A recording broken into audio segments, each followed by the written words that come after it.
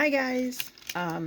So I'm popping on here real quick because I'm noticing a lot of people are having trouble with sticky cups because and you didn't have problems with it before. I know that Paul had addressed these things in his video, but there's also a couple of other things that I've found that can help you.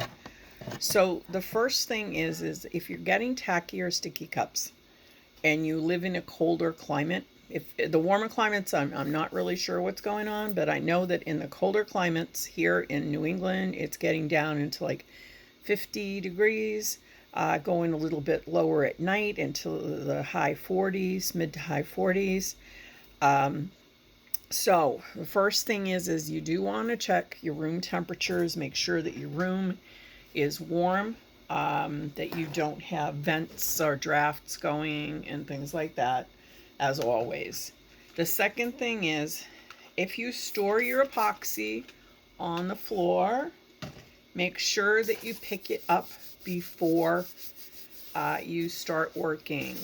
Put it up on a table because the floors generally radiate cold, which means that your epoxy is going to be colder. Today we're working with 2.0 and I have measured into this cup 10 milliliters of part A. I let that settle for about 2 minutes and then 10 milliliters of part B. People are seeing that they have trouble stirring, and so therefore I'm going to do a real quick, just like Paul did, I'm going to do a real quick, show you guys how to do that. First of all, get rid of your popsicle sticks. Okay, popsicle sticks, not only are they wood, they're fibrous, they also will pull air into your epoxy. Now, normally that's not a problem, it's not an issue. But if you want to avoid bubbles, get yourself some of these cool swizzle sticks. Most people are going to want to use the flat end because, you think you can scrape and stuff like that. Don't use that end, use the ball. What you're going to do is you're going to submerge your ball down to the bottom of your cup and you're going to gently hold it, and then you're just going to start stirring. Keep the ball on the bottom. Every time you lift up the stick, it's going to add air into your mix. And what you're going to notice is that the epoxy starts to change color. It starts to take on almost a white look to it. There's a little bit of white going on there, and what that is that's part A and part B combining and mixing together. You're going to continue to mix this until it's 100% clear. Now, the time that we have listed on the products, 3 minutes for tumblerpoxy original, 3 minutes for tumblerpoxy 2.0, 5 minutes for swiftpoxy. Those are guesstimates. So you really want to pay attention to your epoxy and see exactly what's going on with it. Don't get married to that time. I have had times where I need to stir my original or my 2.0 for 6 minutes. Because it's just not clear. And by clear, what I'm talking about is you start to see these little fibers. It's almost like little, I don't know if you can see through here, these little fibrous strings. And those are your two parts of your epoxy that are mixing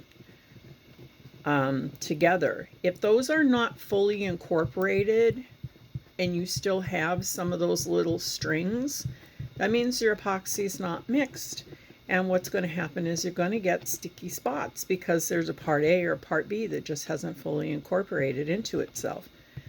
The next thing that you want to do, and I've got this strictly on the bottom, and I'm making sure that I'm touching plastic to the metal ball at all times, and you'll notice I have 0 bubbles in here.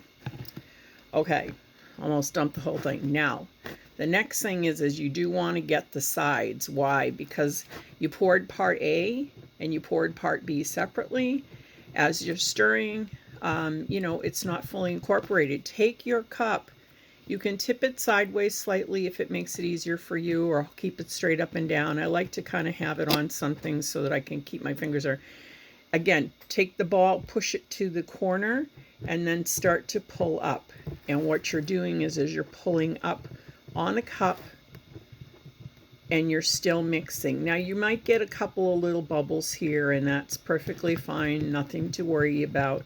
But you're going to do this, and you're going to mix that for, I don't know, I usually do a minute straight up and down, and then I do about a minute and a half around the sides. I can whip this very aggressively.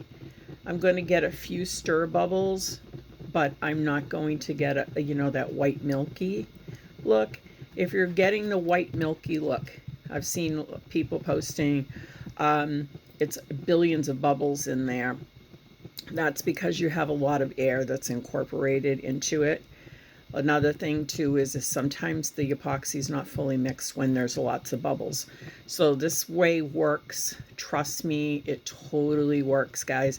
I did have problems at one point where I don't know, I was getting tacky, and I noticed that I didn't have problems before when it was warm. Now it's cold. It means that your epoxy is cold. They don't recommend warming the epoxy. I have done that. I have warmed my epoxy. It didn't make any difference. It's all about the stirring. It's all about the stirring. And the cooler or colder that your room is, that your epoxy is, the more time that you're going to need to stir. So again, I say don't get married to that 3 or 5 minute time. Sometimes it takes longer. And this is not up for debate or argument. I know there's people that have their own ways. Another thing you want to do is about a minute and a half to 2 minutes in, you want to lift your ball up, take it out, let the stuff that's on here drain off, and scrape the side of your stir. Get it off the bottom of the ball as much as possible. And then what I let that do is kind of sink down a little bit. And then I'm going to take and I'm going to come down, put my ball against the side of my cup. I'm going to slowly submerge it. That way I'm not going to get a whole bunch of air coming in, and I'm going to continue to stir. Now, I've been doing this now for about 7 minutes, and my epoxy has just finally cleared up. I have no strings in here, and it is very cool in here. You're going to notice that there are some air bubbles. Very, very few though. Let me just, I'm going to move you guys so you can see. I'm going to put this down on parchment paper so that you can see how few air bubbles there are in this. I'm going to flip the camera. Okay, maybe I'm not going to flip the camera because it doesn't want to flip. Let me try this way. Shoot. Why won't it flip? Hold on. Sorry, guys. Sorry. Nope, it's not going to flip. Dang it. Trying to figure out where the thingy is. All right, sorry. I'm going to come in weird. All right, I'll lift it up. Trying to show you, sort of there. Okay, you can see I have a few bubbles, but nothing bad. There's no problem. That's fully incorporated. The other thing that you want to do is now I want to walk over and I'm going to stir this a little bit more, just a couple times around, just to make sure, because I'm sitting here gabbing with you guys.